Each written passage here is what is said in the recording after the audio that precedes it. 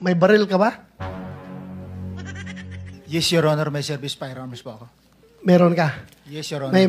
May permit to carry yan? Yes, Your Honor. Very good. So you can defend yourself pag merong interesado sa buhay mo? Yes, Your Honor. At hindi ko na kailangan yung witness protection, Your Honor. Kaya kong sarili ko. Oh, yan ang Marines. Yan ang Marines. Paano yung meron kami ritong motion sana na koberan ka ng protective custody ng Senate. Baka makatulong sa'yo. Okay lang ba o ayaw mo rin yun? Ayaw ko rin, Your Honor. At ayaw ko nang maka-istorbo pa ng iba. Marines! Ikaw ang tinuturo na gumawa ng fake na ID dito sa kay Engineer Alcantara at Engineer Bryce Hernandez. Is it true?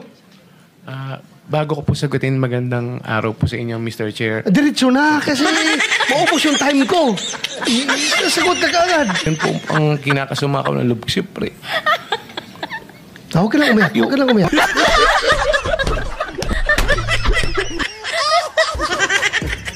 Kuya, totoo ba pagwapo nagpapautang? Ay, hindi na ngayon. Kasi, di naman kayo nagbabayad. What? Bakit? Gwapo ka ba?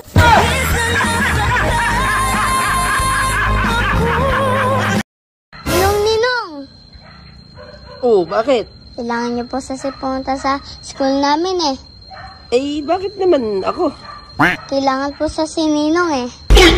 Ay, wag na ako. Yung ibang ninong mo na lang ang papuntahin mo at marami akong ginagawa. Busy ako. Kailangan po papogian ng Ninong eh. Sasi po kayo yung pogi ko Ninong eh.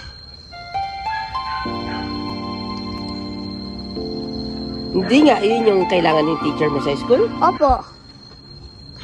Kayo po yung pinaka-poging ninong ko sa lahat ng ninong ko eh.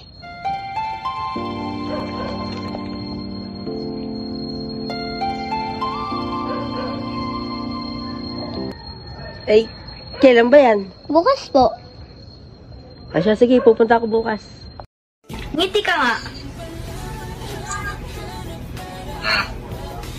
Ang pangit mo.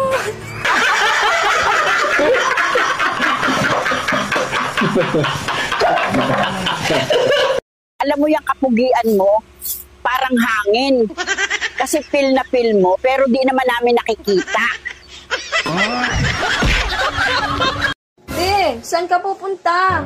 Aalis na ako. Lalayasan na kita. Sawang-sawa na ako sa ugali mo. Huwag ka nang umalis. Pag umalis ka, sino na magluluto sa akin?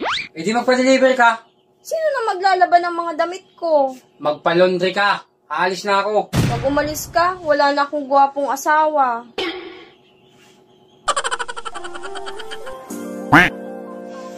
Parang tangat.